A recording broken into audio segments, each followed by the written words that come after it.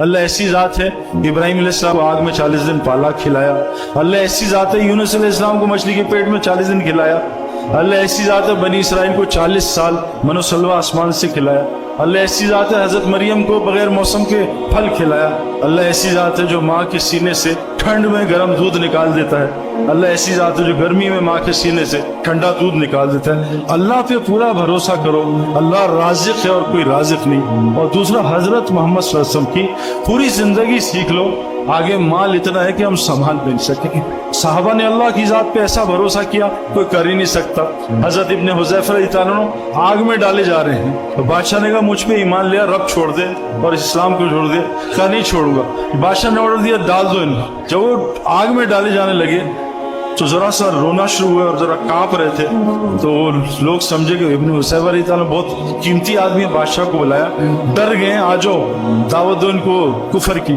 تو آ کے بادشاہ نے کہا کہ ڈر گئے؟ کہا نہیں. کہا کیوں, رو کیوں رہے ہو؟ کہا میں تو اس لیے رو رہا ہوں کہ میری ایک جان ہے, کاش جتنے جسم میں میرے بال ہیں اللہ اتنی جانیں دیتا, وہ ساری اللہ کے لیے قربان کر دیتا.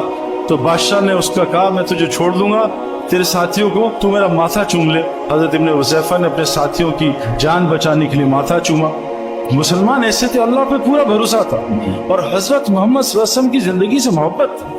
اگر یہ دو چیزیں ہم کر لیں میرے پیار, اپنے آپ کو اللہ کا پابند بنا لیں. اب اچھا اللہ سے تعلق کہاں بنے گا؟ مسجد میں جا کے. مسجد فرشتوں کا گھر ہے. تو میری آپ سب سے گزارش ہے والدین سے کہ 1 گھنٹہ, جیسے جم روزانہ جائیں گے تو مسل بنیں گے, تو جیسے روزانہ جم جاتے ہیں, جیسے روزانہ آفس جاتے ہیں, جیسے بچہ روزانہ گراؤنڈ جاتا ہے, ایسی ہر مسلمان کو روزانہ پابند ہو کے دیکھو. آج صبح جم گیا, کل شام کو جاؤں گا, اس سے مسل خراب ہوں گے, بنیں گے نہیں. آج صبح دوائی کھاؤں, کل اپنی مرضی سے شام کو کھاؤں گا, اس سے علاج نہیں ہوگا. جیسے ڈاکٹر کی پرسکرپشن سے دوائی کھاتے ہیں. ہماری کرکٹ کی پچ ہے نا, اس میں اگر پانی دینے کا ٹائم ذرا سا 19-20 ہو تو پچ برباد ہوتی, صحیح نہیں ہوتی.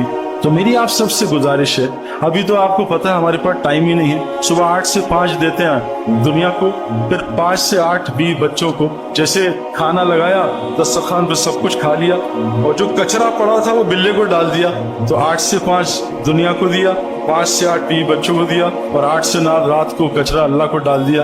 اللہ بس یہی دلیل بچا ہے. فی الحال بچا کچھ وقت اللہ کو دے دیں, لیکن کوشش کریں روزانہ 1 گھنٹہ. کیوں روزانہ مؤذن کہتا حی علی الصلاۃ حی علی الفلاح, نماز کے لیے بھی آؤ اور کامیابی کی مسجد میں بات ہوگی اس کے لیے بھی رکو.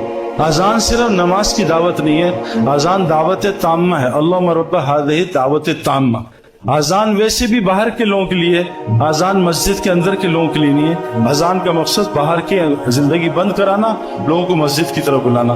تو پہلی چیز کیونکہ ہم پانی کے ہیں, ہم انسان بننا چاہتے ہیں, اللہ کے بندے بننا چاہتے ہیں, ہمیں مسجد کو, کیوں کہ اللہ کی ذات پہ ایمان کیسے بنے گا؟ مسجد جا کے. کیوں کہ حضرت محمد صلی اللہ علیہ وسلم نے فرمایا جس کو کثرت سے مسجد کا عادی دیکھو اس کی ایمان کی گواہی دینا. آپ یہ نہیں فرمایا جو ہر سال حج کرے اس کی ایمان کی گواہی دینا, کیونکہ ہر سال حج تو مشرکین بھی کرتے تھے. آپ نے یہ نہیں کہا جس کو نماز پڑھتے دیکھو 5 وقت کی, اس کی ایمان کی گواہی دینا. منافقین 5 وقت کی جماعت کی نماز پڑھتے تھے. آپ نے کہا جس کو مسجد کا عادی دیکھو اس کی ایمان کی گواہی دینا. آج مسلمانوں کی مسجد کی عادت نہیں رہی, جلدی سے نماز سر سے اتاری باہر نکلے.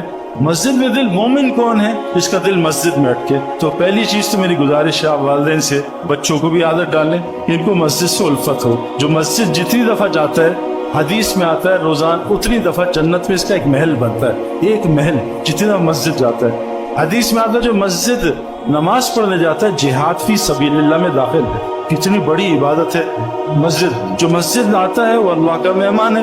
جو مسجد کا کھوٹا بن جاتا ہے, حدیث میں آتا ہے جو باہر دنیاوی کاموں سے جاتا ہے فرشتے اس کے ساتھ اس کی مدد کرتے ہیں. قرآن میں اللہ نے فرمایا جب مومن مرے گا فرشتے آئیں گے, وہ گھبرائے گا, ڈرے گا. فرشتے کہیں گے ڈرو نہیں, گھبراؤ نہیں, ہم تو تمہارے دنیا میں بھی دوست تھے, نظر نہیں آتے تھے, اب ہمیشہ وہ تمہارے دوست رہیں گے. وہی ایک چیز مسجد سے. دوسری چیز کہ اللہ نے ہمیں پانی سے بنا, مٹی سے بنایا. مٹی کی صفت ہے, مٹی پہ روزانہ محنت کرو خیریں نکالتی ہے. اسی سے زعفران نکلتا ہے, اسی سے گولڈ, اسی سے پلیٹینم, اسی سے ڈائمنڈ, اسی سے گولڈ, پھل سبزی سب کچھ مٹی سے. اگر ہم اپنے اوپر محنت کریں گے انسان بننے کی تو بہتر انسان بنتے جائیں گے, اور اتنا اوپر نکل جائیں گے کہ فرشتے بھی ہمیں سجدہ کریں گے. खुदा ना खास्ता हमने इंसान बनने की मेहनत छोड़ी तो इंसान इतना नीचे गिरता है। पहले आम जानवर बनता है, बकरी भैंस, अपना खाओ बस यार, दूसरों को भाड़ में डालो। फिर इंसान और नीचे गिरता है, कैसे होता है, वो फिर शेर और चीता भेड़िया बन जाता है, दूसरों को लूट के खाता है। इंसान और नीचे गिर जाता है, वो क्या बनता है, सांप बिच्छू बन जाता है, लोगों को डसता है, अपना कोई फायदा नहीं होता। अल्लाह फरमा रहे इंसान इनसे ऊपर निकल जाता है। क्या फरमाया, कल आनाम बल हुम अदल, कि इंसान जानवर बन जाता, नहीं उससे भी बदतर। तो मेरे प्यारो, अगर हमने अपने ऊपर इंसान बनने की मेहनत ना की तो हम ऐसे जानवर बन जाएंगे, उससे बदतरीन जानवर कोई नहीं होगा। अल्लाह ने इंसान को ऐसे मादे से बनाया, या आला से आला फरिश्तों से ऊपर, या बदतर से बदतर बदतरीन जानवर से बदतर। तो अपने ऊपर इंसान बनने की मेहनत करनी है। वो हजरत मोहम्मद सल्लल्लाहु अलैहि वसल्लम ने वो मेहनत शुरू की। अल्लाह ने शराब का हुक्म 14 साल बाद नाजिल किया, और जिना का हुक्म 14 साल बाद हराम हुआ, और फर्ज हज जो है 22 साल बाद हज फर्ज हुआ, और सूद 22 साल बाद हराम हुआ। अल्लाह ने तदरीजन हुक्म उतारे। आपने अपने नबी से कहा पहले इनको इंसान बनाइए, जब तक ये इंसान नहीं बनेंगे 1 लाख तकरीरें सुनते रहे, जो मर्जी करते रहे, इनको कोई असर नहीं होगा। इसलिए मेरे प्यारों, इंसान बनने के लिए क्या जरूरी है, मस्जिद को वक्त दें। और हजरत मोहम्मद सल्लल्लाहु अलैहि वसल्लम की जो जिंदगी से 4 मस्जिद के अमाल मिलते हैं। एक अमल क्या मिलता है, हर उनकी मस्जिद में 24 घंटे ईमान का हल्का लगता था। देखें आज हम क्या करते हैं, आप सच बताएं, मैं आप सबसे क्वेश्चन कर रहा हूँ, सच बताएं अल्लाह को हाजिर नाजिर जान के, हमने कितने दिन हो गए फरिश्तों का तस्करा किया? सारा दिन पुलिस फौज पुलिस फौज पुलिस फौज। मेरे प्यारे, ईमान तो हम फरिश्तों पे लाए, बातें हम पुलिस फौज की करते हैं। हम अल्लाह पे ईमान लाए, सारा दिन मखलूक की बातें। हम रसूलों पे ईमान लाए, सारे दिन शख्सियतों की बातें। हम फरिश्तों पे ईमान लाए, सारा दिन पुलिस फौज की बातें। हम आखिरत के दिन 50,000 साल का एक दिन उस पे ईमान लाए, सारा दिन कल परसों अगले साल 10 साल की बातें। हम कब्र की जिंदगी पे, कब्रिस्तान पे ईमान लाए, सारा दिन पाकिस्तान हिंदुस्तान में लगे हुए। तो हमारा ईमान कैसे बनेगा?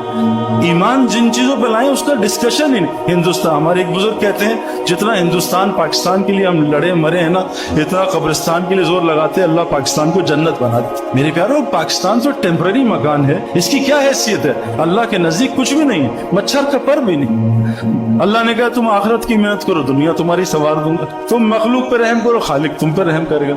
एक ये ईमानी हल्का कौन लगाता था?